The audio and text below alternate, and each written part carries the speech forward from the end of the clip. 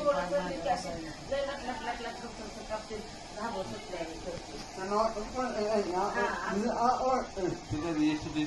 MRI सगळं करून किमान इंजेक्शन दिले तिथे. तुमचं वजन किती?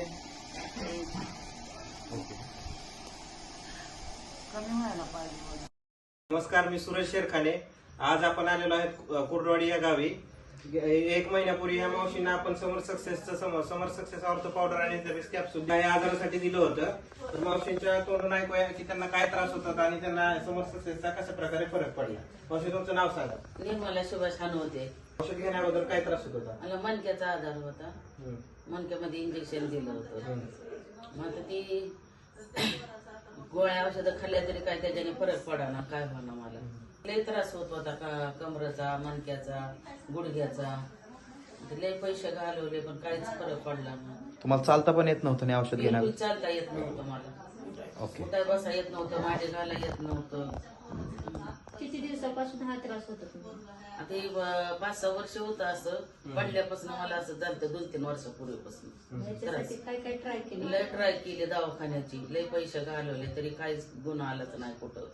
आता रात्रीला इथं मला भावाने सांगितलं आमच्या असं असं आहे, घे औषध. घेऊन बघितलं, 8 दिवसात मला फरक पडला. या औषधाने चांगलं मला वाटायला लागलं. आता माझ्या गुडघ्यात पण फरक पडलाय, कमरेत पण फरक पडलाय. आता बरं वाटतंय. आता ह्याच्याबद्दल दुसऱ्याला काय सांगाल?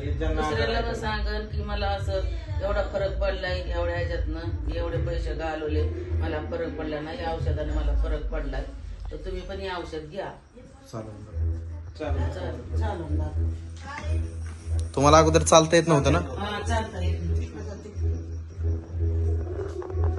याच्या अगोदर भाजी निवडण्यासाठी किंवा स्वयंपाक करण्यासाठी काहीच शकत होता का? काहीच नाही.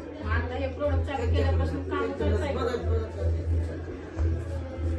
आता काय काय काम करू शकाल? आता म्हणजे घरातलं करते, घरातलं बसून सगळं करू शकते. याच्या अगोदर काय करू शकत नव्हतं आणि आता काय करायला? काहीच करत नव्हते मी घरी. शाळी सुद्धा करत नव्हते, अशीच बसूनच होते घरी. आता किती वेळ बसू शकताय तुम्ही? कुठलं काम किती वेळापर्यंत करू शकताय? आता 2 तास कर. याच्या अगोदर किती वेळ उठलेले बसायलाच येत नव्हतं आणि बसलं तर उठा येत नव्हतं लवकर. असं होतं. मला त्याच्याने मला उठता पण येते, बसता पण येते. हाटी पण काय मला पण उठते, बसते. लागलं ना तर तरी कापायचं, मला लय थरथर अंग व्हायचं. असं वाटायचं मी पडते काही की आता काय. पण आता नाही, आता व्यवस्थित झाले सगळं.